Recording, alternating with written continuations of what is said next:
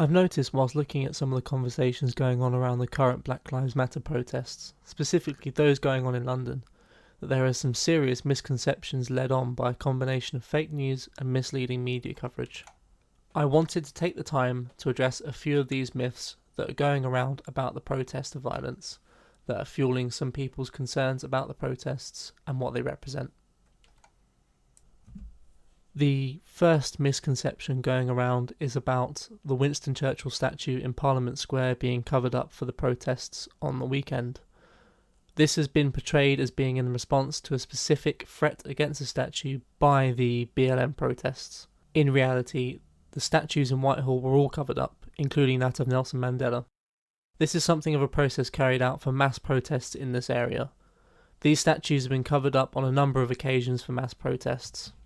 There have also been lots of articles going around shared of statues being defaced. Many of these are actually from years ago, maybe 5 or 6 years ago, not really related to the Black Lives Matter protests at all, and many of them are just random acts that have happened overnight.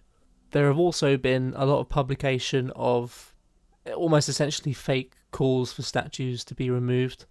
When traced back, you'll find that it was often one person, when traced back to their Twitter accounts, who made these petitions. These people are not members of the Black Lives Matter movement, and in fact have been linked to the right wing in the UK. Black Lives Matter does not mean that people stating this don't believe no one else's lives matter either. It simply means that a disproportionate amount of black people have been killed by the police in many circumstances for no justified reason. This is a daily occurrence in many countries and is often ignored by the media and left out of the broader conversation, hence the reason for this slogan.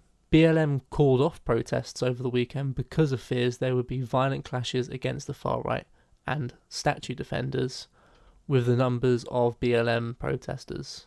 They most likely believe that clashes with the right would serve them and their cause no purpose and lead to members of their movement being further harmed by clashes with counter-protesters and the police. BLM have not been actively looking for a fight or to cause harm. Clashes against the police have tended to be more in response to police violence against them. If protesters did everything that the police told them to, the protesters would be suppressed, less visible, and also, why would protesters against police brutality follow instruction to the letter and allow themselves to be attacked by the police? The reason why I'm raising quite a few of these arguments and doing some fact checking on a few of these myths is that it's feeding into a wider discourse and discussion around the Black Lives Matter protest that is being used to dissuade people away from the real cause of this movement and the real message behind it. And a lot of this false information spreading going on out there is not helpful and is just diluting the real issues and the real problems that we're facing rather than facing them head on. The reason to point out that these statues have not just been covered up in particular for the Black Lives Matter protests is because it's essentially become such a large part of the news cycle in those days and then formed such a large part of that narrative that I think it's important to highlight that it shouldn't just be singled out in this one case that it's been covered up, because it has happened so many times before and many other statues have been covered up at the same time that are not related to these protests.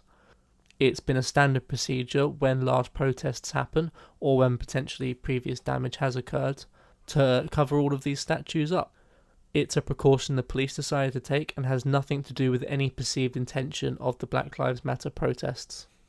The fact that Nelson Mandela's statue was also covered up due to the fear of far-right counter-protests shows that they do not really perceive the Black Lives Matter protest as the only potential threat out there, and that has been completely left out of the narrative as well. They haven't pointed out the fact that Nelson Mandela's statue has also been covered up because they think another group opposing essentially the Black Lives Matter protests under the guise of protecting statues would potentially damage a statue.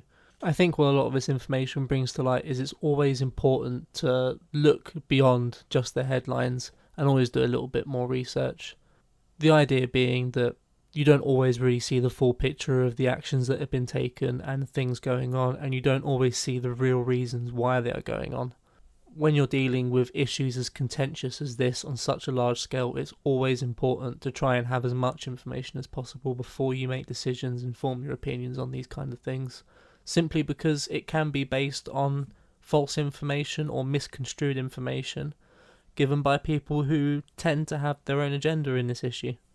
Anyway, I hope you found this helpful. I hope you might have learnt some more about some of the real reasons and some of the true facts about what's really been going on, and how some of the information has been taken out of context, and just generally lies have been spread about what's really going on.